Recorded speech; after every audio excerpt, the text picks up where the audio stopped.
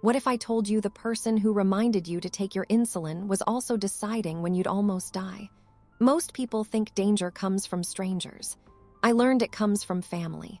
I was a type 2 diabetic. Insulin wasn't optional for me, it was survival. Every day followed the same careful routine: meals on time, injections measured, sugar levels checked. I didn't skip doses. I didn't take chances. And I trusted the people closest to me to step in if something went wrong, especially my sister. She knew everything about my condition. She knew what low blood sugar looked like. She knew how fast confusion could set in. And she also knew that after our parents passed away, the house and most of the savings were legally mine. At first, nothing felt wrong. She visited more often, brought food, watched me inject insulin and nodded like she approved. She kept saying, "I just want to make sure you're okay, and I worry about you being alone." When she introduced her boyfriend, she said he was there to help with paperwork and errands. He didn't talk much. He mostly stood behind her and listened. It felt protective. It felt normal. That's how it always starts. Then she suggested a change. She said my sugar levels had been unstable. She said stairs were dangerous for me. She said the basement would be safer, cooler, quieter, easier to monitor. She promised it was temporary. The first night down there, the door locked from the outside. At first, I thought it was a mistake. I knocked. I called out. My phone wasn't with me. She'd taken it earlier, saying I shouldn't worry about messages when I needed rest. My sugar had already been running low that evening, and my thoughts felt slow, heavy. I told myself not to panic. Families don't do this to each other. That kind of thinking can't be real. In the morning, she came down with insulin. She didn't unlock the door. She stood on the other side, watching through the small window as I injected. She counted the units out loud. Her boyfriend stood a few steps behind her, holding a folder. He didn't look at me, he looked at the papers. That was the moment something inside me shifted. From then on, I didn't control my body anymore. They decided when I ate, when I slept, when I got insulin. They started watching my symptoms, not with concern, but with focus. If my hands shook, they waited. If my vision blurred, they stayed quiet. If my thoughts slowed, they came closer. They learned exactly how weak I could get without losing consciousness. And only then did they bring the documents. "Just sign this," my sister said calmly. "It's for your care. You trust me, don't you?" My head felt heavy. My hands moved slowly. All I wanted was the shaking to stop. I didn't fully understand what I was agreeing to, just that resistance felt impossible. That was the only time they needed my signature. Later, I would learn it transferred access. Money, control. This wasn't confusion. This wasn't stress. This was a plan. And the most terrifying part, they didn't want me dead. Not yet. Because if I died too soon, they wouldn't get everything. That's when I understood the truth. They weren't trying to kill me quickly. They were trying to keep me alive, just long enough. Have you ever noticed how the body starts telling the truth before anyone else does? In the basement, my body was the only thing that spoke honestly. There were no windows, no clock, just light when they decided and darkness when they were done. Time didn't pass, it pressed down. I knew mornings by the hunger. I knew danger by the shaking. They had stopped rushing. That was the change. In the beginning, they hovered, counted, checked. But now they moved like people who believed they had figured everything out. They had learned my patterns, or at least they thought they had. Insulin wasn't medicine anymore. It was leverage. If I asked for food, they delayed it. If I cried, they delayed it longer. If I stayed quiet, they gave just enough. Not enough to recover, enough to comply. My sister always came down first. Calm, controlled. She watched my face the way someone watches a screen, waiting for numbers to change. Her boyfriend stayed near the stairs. He didn't speak, but he handled the timing. He checked his phone. He wrote things down. When she hesitated, he nodded or shook his head. That's when I understood his role. She made the decisions. He made sure they stayed consistent. They weren't improvising anymore. They were following a schedule. After the signing, they didn't bring more papers. They didn't need to. What they needed now was for me to stay alive, predictably alive. But my body didn't cooperate. The drops started coming faster, lower. Sometimes my sugar crashed before they expected it to. Sometimes it stayed dangerously low even after insulin. My hands shook harder. My vision blurred longer. Words stopped forming when they should have. One night it went wrong. They waited too long. My chest felt tight. My hearing dulled like I was underwater. When my sister came down, she frowned not with fear but irritation. This wasn't what her notes said should be happening. She adjusted the dose. Her boyfriend checked the time, then checked it again. He whispered something I couldn't hear. For the first time, they didn't look confident. They left me alone longer than usual. That's when I realized something important. They weren't doctors. They were guessing, and guessing with insulin leaves a trail. From that point on, I stopped reacting the way they expected. When my sugar dropped, I didn't panic. I slowed my breathing. I forced stillness. I let the symptoms show only after they were already severe. I let them misread the timing. I wanted the numbers to stop making sense. Because every abnormal crash, every delayed recovery, every mismatch between dose and response, it was writing something down that they couldn't erase. Inside me, my body was recording the truth in ways they didn't understand. Bruises fade, fear fades, but medical inconsistencies don't. I didn't have a way out. I didn't have witnesses. But I had something that would follow me wherever I went. Lab results, patterns, a story written in blood sugar readings and insulin responses. They thought control meant silence. They didn't realize silence was giving my body time to testify. Because when someone finally looked at my medical records, they wouldn't see neglect. They would see a pattern no accident could explain. Have you ever had a moment where someone asks a simple question, and suddenly everything feels unstable? For me, it started with a mistake they didn't plan for. One night, my sugar dropped too fast, faster than before. I remember the cold feeling first, then the pressure in my chest. My sister adjusted the dose again. Her boyfriend checked his phone, then the folder. They whispered. They waited. And this time, I didn't come back the way I was supposed to. I don't remember losing consciousness. I remember waking up somewhere brighter. White lights, beeping, voices I didn't recognize. For a moment, I thought it was another test. Another room, another version of the basement.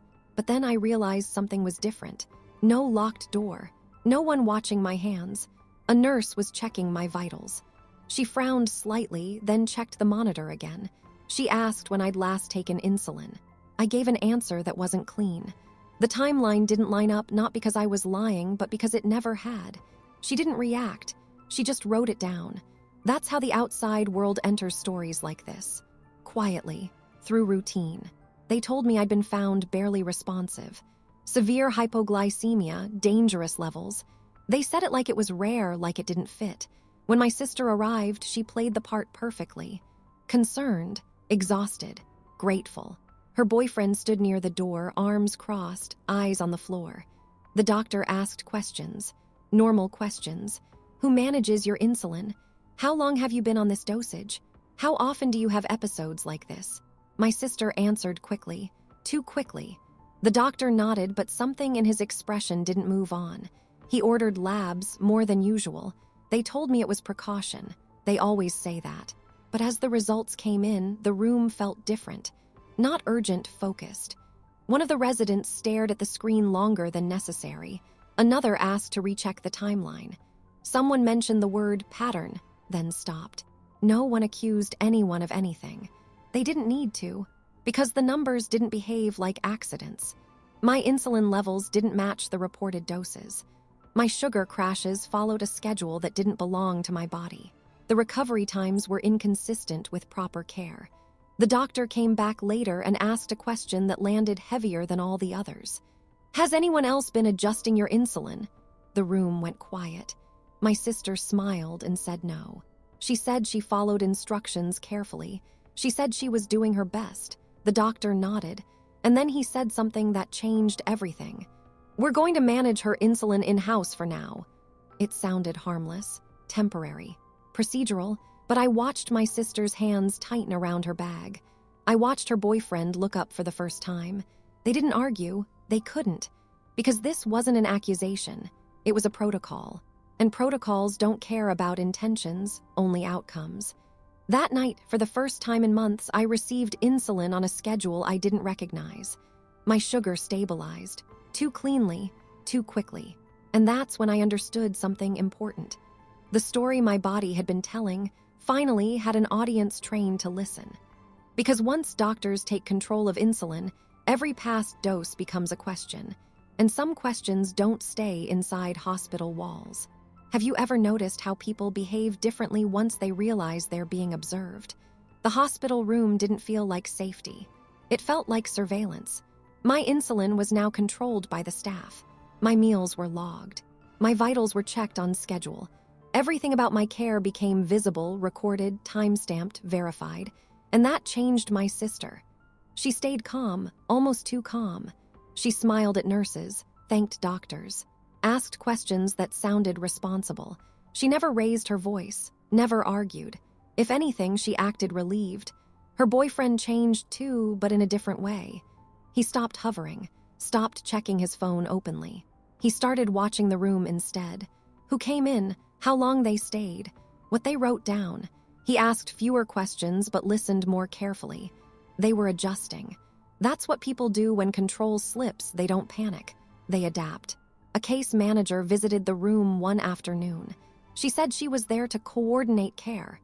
She asked about my living situation, who I lived with, who helped manage my medication. My sister answered smoothly. She said she handled everything, that she'd taken time off work to help me, that the basement was quiet and cool, better for my condition. The case manager nodded, but she didn't write that part down. Instead, she asked if anyone else had access to my insulin at home. My sister hesitated, just for a second. Her boyfriend looked at her. Then she said no. That answer went into the chart. Later that night, a nurse came in and adjusted my insulin again. She frowned slightly at the screen, not alarmed, puzzled. She asked if I'd ever had this many hypoglycemic episodes before. I said no. She wrote that down too. These weren't accusations. They were inconsistencies, and inconsistencies multiply. The doctors met without us. I could tell by the way they spoke when they came back, careful, precise, unfinished sentences. They explained they were keeping me longer for observation. They said my discharge plan needed more clarity. My sister nodded. She agreed immediately, too immediately. Her boyfriend didn't say anything. But when the doctor left, he leaned in and whispered something to her. Her expression tightened, not with fear, but calculation. They were running out of options. Because every day I stayed, more data accumulated. Every insulin dose, every glucose reading, every meal, every recovery time. The pattern sharpened. It didn't look like mismanagement. It didn't look like ignorance. It looked like interference. The case manager returned the next day. This time, she brought a social worker. They said it was routine. They asked if I felt safe at home. My sister smiled. The room went quiet. I didn't answer right away, not because I didn't know, but because I understood the weight of the moment. Everything depended on what was written down next. I said I wasn't sure. That was enough. The social worker nodded. She didn't press. She didn't need to, because uncertainty, documented, is not neutral. That afternoon, my sister was told she couldn't be present during medication administration anymore. It was framed as policy, infection control, patient focus. She didn't argue. But when she left the room, her boyfriend stayed behind a moment longer than necessary. He looked at me for the first time, really looked. And in his expression, I saw something shift, not guilt, urgency. Because when observation turns into documentation, and documentation starts to contradict stories, someone always makes a move before the file closes. Have you ever watched a story end without anyone raising their voice? It didn't happen all at once. It happened quietly, the way systems end things. The night after the social worker visited, my sister didn't come back to the hospital. She sent a message instead, polite, supportive, saying she trusted the doctors and wanted me to focus on recovery. It sounded generous. It felt like distance. Her boyfriend didn't message at all. By morning, the chart had grown thicker. Another full day of stable glucose. Another clean recovery. Another set of numbers that didn't match months of care. Doctors stopped asking questions in the room. They asked them in offices instead. When the case manager returned, she didn't introduce herself again. She didn't need to. She said the hospital had requested my previous medical records, not summaries, not conclusions, raw data, prescription histories. pharmacy refill timelines, emergency admissions, lab results, side by side. That's when the story my body had been telling stopped being personal and became procedural. When my sister finally returned, she brought paperwork, discharge plans, home care arrangements. She spoke calmly, confidently, like someone trying to restore normality. The doctor didn't argue. He said the plan had changed. I wasn't being discharged. I was being transferred. He didn't explain further. He didn't need to. Transferred meant oversight. It meant review. It meant the file was no longer contained. Her boyfriend asked one question. "Is this required?" The doctor looked at the chart, not at him. Yes. From that point on, the process accelerated, not loudly, but decisively. Medical experts reviewed the data. Timelines were reconstructed. Dosages were compared against outcomes. The pattern held. It didn't resemble mismanagement. It didn't resemble error. It resembled control. I wasn't asked to accuse anyone. I wasn't asked to explain motives. I was asked to confirm access. Who handled my insulin? Who controlled my meals? Who decided when treatment happened? Those answers aligned with the records. By the time the case reached court, the work had already been done elsewhere. Medical testimony established repeated induced hypoglycemia.